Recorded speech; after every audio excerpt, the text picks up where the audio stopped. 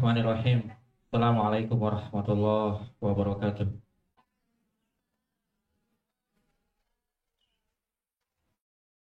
Alhamdulillahi rabbil alamin. Alladzi bi ni'matihi tatimmu sholihat. Asyhadu an la ilaha illallah wahdahu la syarikalah. Wa asyhadu anna Muhammadan abduhu wa rasuluhu la nabiyya ba'dah. Alhamdulillah, kepada Allah Subhanahu wa taala senantiasa kita bersyukur, senantiasa dan selalu kita memuji kepada Allah Subhanahu wa taala. Sebab inilah yang benar-benar kita rasakan pada hari ini. Hanya dengan kemudahan yang diberikan, hanya dengan pertolongannya, dengan kehendak dan izinnya. Alhamdulillah, pada pagi hari ini kita semua berkumpul untuk menjadi saksi sejarah, untuk menjadi saksi atas catatan kebaikan, catatan keberkahan yang telah dituliskan oleh para anak-anak kita, para santri kita, yang dengan itu semua kemudian kita sekali lagi bersyukur kepadanya. Alhamdulillahi rabbil alamin. Alhamdulillah, yang kami hormati para orang tua, wali, wisudawati, mahatafid, usra mujaddidah. Yang kami hormati Dewan Guru,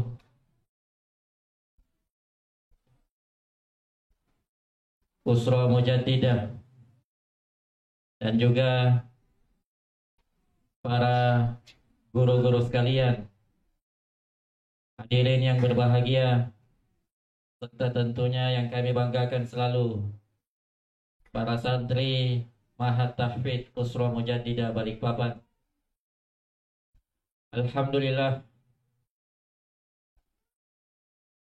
pada kesempatan yang berbahagia ini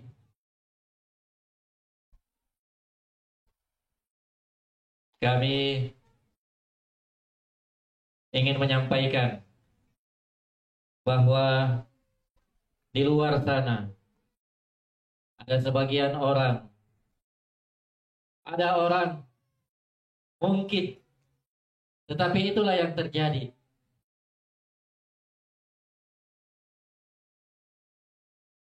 Naik ke puncak gunung misalnya, ketika ditanya apa motivasi terbesar ia melakukan hal itu, jawabannya, ia sedang mencari kebahagiaannya. Ia merasa bahagia dengan apa yang dia lakukan itu. Bahkan hari ini, sesuai berita yang kita baca, sudah ada manusia yang sampai di luar angkasa sana juga untuk mencapai dan meraih kebahagiaan. Dengannya ia merasa itulah kebahagiaannya. Kebahagiaannya ketika orang tidak bisa melakukannya.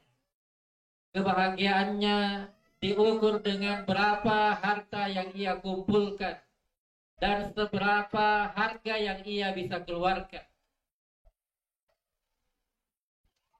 Maka orang kemudian mengatakan, memang bahagia itu adalah sesuatu yang mahal.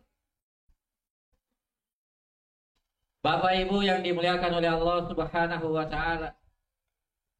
Tetapi pada kesempatan ini kami ingin menyampaikan bahwa sesungguhnya yang benar adalah kebahagiaan itu memerlukan pengorbanan.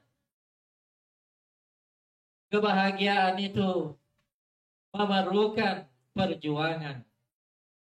Inilah yang tepat, yang harus selalu kita ulang-ulang kepada santri kita, secara khusus kepada santri Ma'had Tahfidz Usra Mujaddidah, bahwa ketika sebelum ia masuk di pesantren, sebelum ia masuk nyantri, tinggal di asrama Ma'had Tahfidz Al-Quran,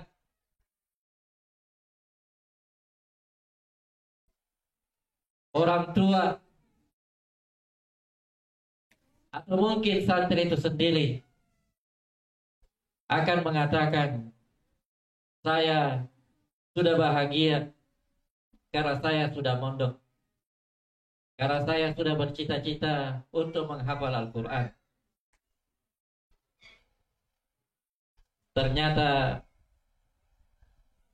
tidak sekadar sampai di situ saja. Bahwa apa yang ia cita-citakan, apa yang ia jadikan sebagai tujuan hidupnya, ternyata tidak datang begitu saja. Orang tua kemudian akan merasakan, tidak cukup saya hanya menitipkan anak saya saja, dan kemudian seolah-olah semua urusan langsung selesai. Tetap harus ada perhatian dari orang tua. Tetap harus ada kerjasama dari orang tua. Dan yang paling penting, tetap doa-doa itu harus senantiasa kita sampaikan, kita doakan kepada anak-anak kita semua. Para santri pun demikian. Tidak cukup hanya dengan mengatakan, saya sudah sebagai santri, saya sudah bercita-cita, saya sudah punya tujuan menghafal Al-Quran. Sedang perjuangannya, sedang pengorbanannya, itu belum sebanding dengan harapannya. Maka inilah sekali lagi yang harus kita sampaikan dan ulang-ulang. Bahwa bukan mahal karena harga secara materi. Ketika kita memasukkan anak kita di pondok pesantren misalnya,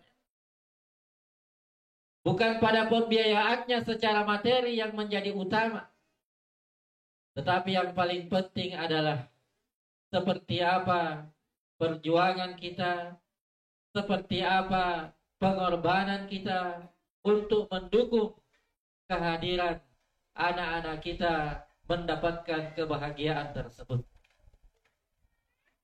Maka hari ini Bapak Ibu yang dimuliakan oleh Allah Subhanahu wa taala, sama-sama kita rasakan, sama-sama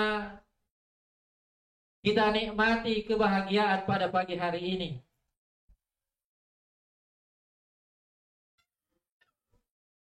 Bukan karena gedungnya, sebab banyak ruangan yang lebih baik di luar sana daripada tempat ini. Tidak juga karena dekorannya, yang ada yang bilang ini cocoknya untuk pernikahan. Sebab di luar sana ada yang lebih baik, ada yang lebih mahal. Tapi benar-benar kita rasakan kebahagiaan kita sebagai orang tua, sebagai santri yang telah mencapai hafalannya. Kita merasakan kebahagiaan karena memang kita sudah mampu bersaksi bahwa benar saya pun juga telah berjuang untuk itu. Kita bahagia karena perjuangan kita. Kita bahagia karena pengorbanan kita.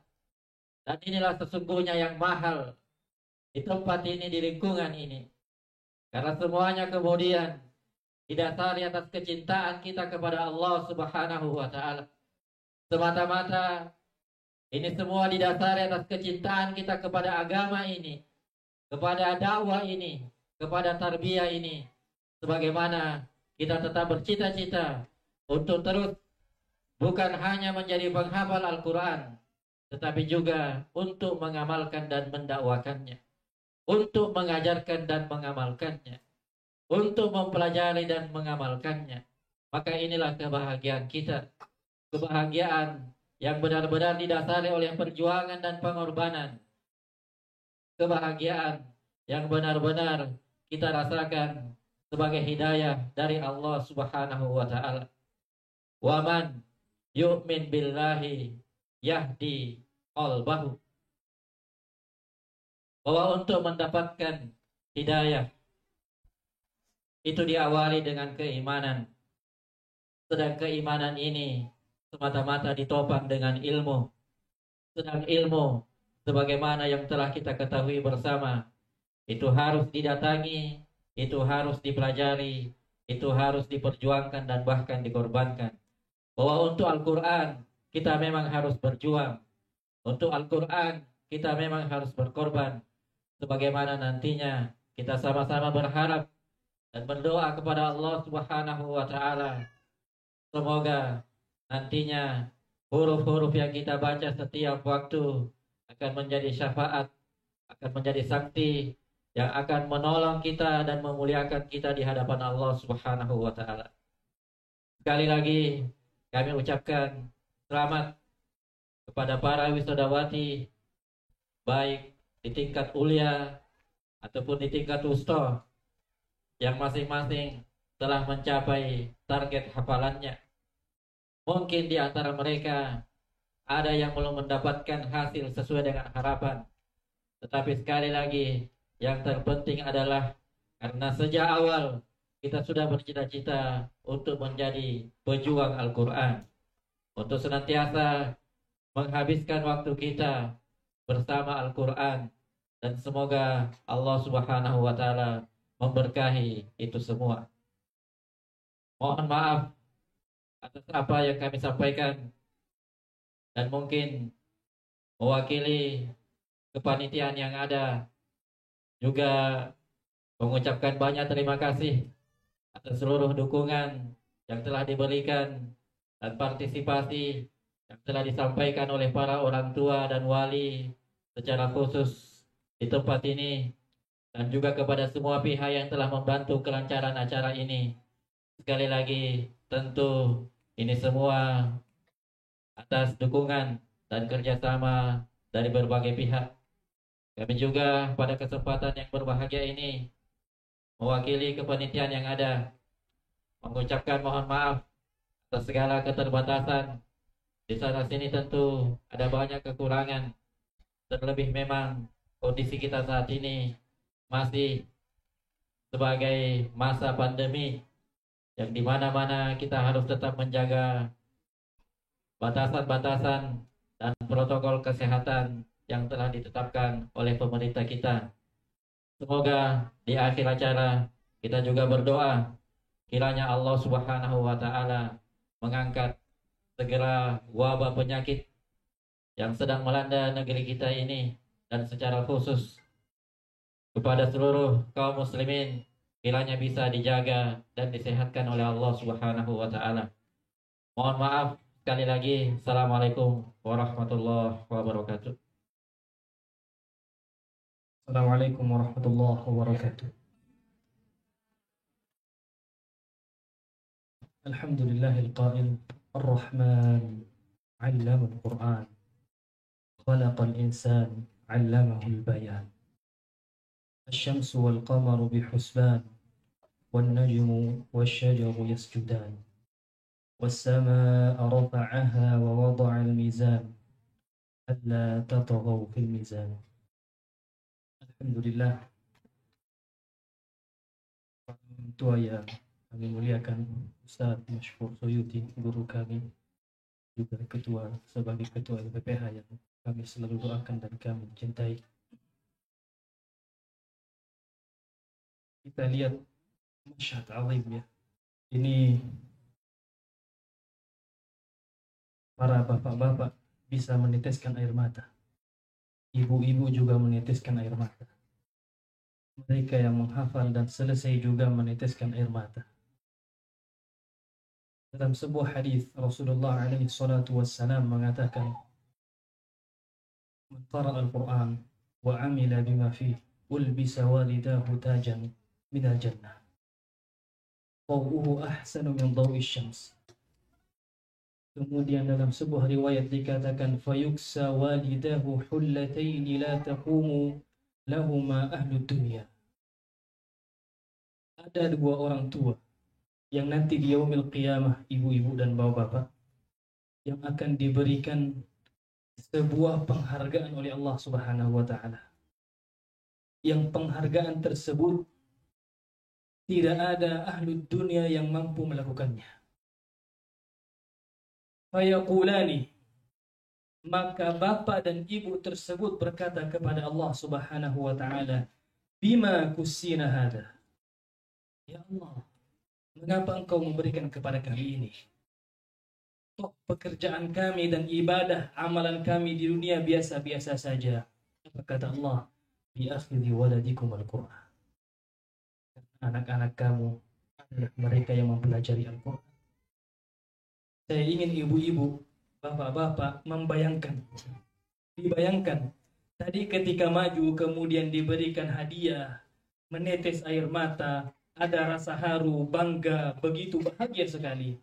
Fa'lam, maka bayangkan akan ada suatu masa di yaumil qiyamah, Allah sebagai Malikul Muluk, raja di atas raja, yang akan memberikan kepada kita penghargaan tersebut. Masya Allah. Ayat yang kami baca, Bismillahirrahmanirrahim. Ar-Rahman 'allamal Qur'an, khalaqal insan. Bapak-bapak dan ibu-ibu, adik-adik sekalian, surat Ar-Rahman biasa disebut dengan surat nikmat. Allah menyebutkan kenikmatan-kenikmatan di dalam surat Ar-Rahman.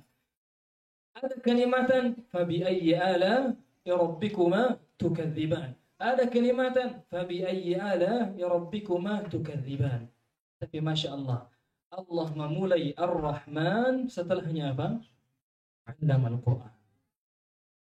Mana yang lebih dahulu? Khalaqal insan, menciptakan manusia atau mengajarkan Al-Quran? Khalaqal insan.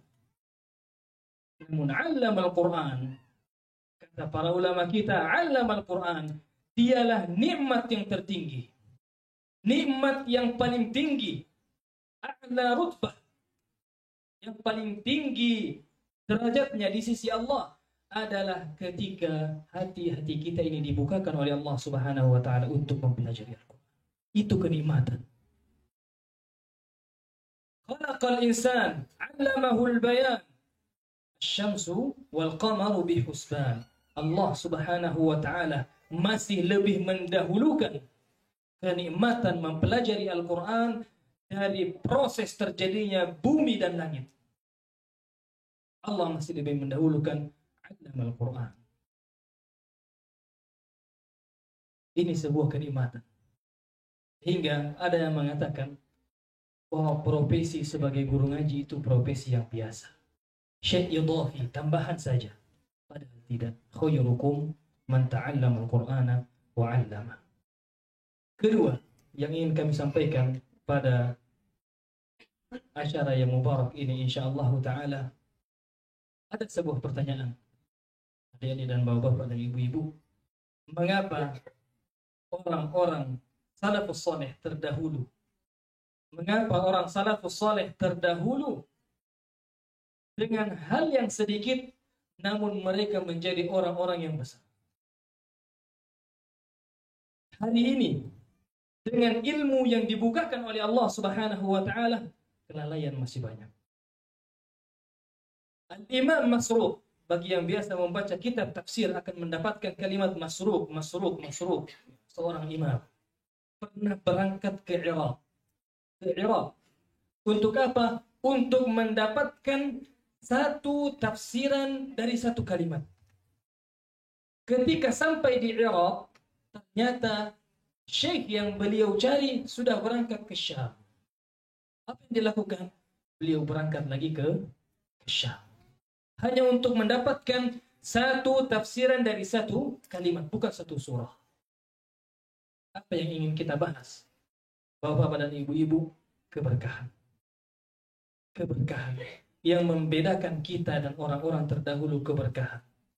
Maka yang kami sampaikan kepada adik-adik para penghafal Al-Quran, ilmu bukan banyaknya, tapi berkahnya. Bisa jadi kita mendapatkan ilmu yang banyak, namun Allah Subhanahu wa Ta'ala tidak memberikan dan tidak menitipkan keberkahan di dalamnya. Ar-Rabi' bin Sulaiman, muridnya Imam Asy-Syafi'i rahimahullahu ta'ala, mengatakan, "Majtara'tu an ashraba wasy-Syafi'i yanzuru ilai." Aku tidak berani meminum air. Aku tidak berani meminum air ketika Imam Asy-Syafi'i sebagai guru saya melihat kepada saya. Kita bertanya, apa dosanya orang meminum air? Dan tidak ada haibah yang jatuh. Tapi apa? Ini bentuk penghormatan dari seorang murid kepada seorang gurunya. Ketika seorang murid sudah tidak memiliki akhlak kepada seorang guru, zahabatil barakah, maka keberkahan akan pergi dari tempat tersebut. Kemudian yang ketiga, adik-adik yang sama-sama dimuliakan oleh Allah Subhanahu wa Ta'ala, dari Ar-Rahman, orang yang diajarkan oleh Allah Subhanahu wa Ta'ala Al-Quran. Kemudian barakah Al-Quran. Di antara keberkahan Al-Quran adalah Allah membuat hidup kita ini selalu bersama dengan Al-Quran. Bisa jadi ada orang yang hafal Al-Quran 32 juz. Bisa jadi. Namun ia akan murajaah hafalannya ketika dibutuhkan saja. Maka beruntunglah mereka yang masih mendapatkan lupa di dalam hafalannya. Mengapa? Itu berarti Allah masih menginginkan agar ia selalu duduk bersama Al-Quran. Di antara keberkahannya penghafal Al-Quran adalah wa khairu jalisin la yumallu hadithuhu wa tardaduhu yazdadu fihi tajammula, kata Imam Asy-Syatibi rahimahullahu ta'ala. Ketika Al-Quran ini sudah menjadi teman duduk, ketika Al-Quran ini sudah menjadi penyejuk hati, rabi'a qulubina. Sekali lagi, masyhad atau yang kita saksikan hari ini bukanlah hal yang biasa. Kalaupun hadiahnya tidak melebihi 500.000, kalaupun hadiahnya hanya seharga 200.000, namun fa'alam, di hadapan Allah Subhanahu wa Ta'ala kita akan dikagetkan dengan apa yang Allah Subhanahu wa Ta'ala berikan. Ar-Rahman 'allamal Qur'an, khalaqal insan. Kenapa? Seakan-akan Allah Subhanahu wa Ta'ala ingin mengatakan, kalau hanya engkau menjadi orang yang diciptakan dan engkau tidak berquran, maka sesungguhnya hidupmu sebagai apa? Ulaika kal an'am bal hum adall, ulaika humul ghafilun. Na'udzubillah summa na'udzubillahi min dzalik. Namun ketika manusia sudah punya takdir, sudah punya rencana bahwa hidup saya adalah hidup untuk Al-Quran, maka setelahnya adalah bantuan dan ma'unah dari Allah Subhanahu wa Ta'ala. Saya kira ini yang kami bisa sampaikan pada kesempatan kali ini. Hadanallahu wa iyyakum ajma'in. Barakallahu lil jami'.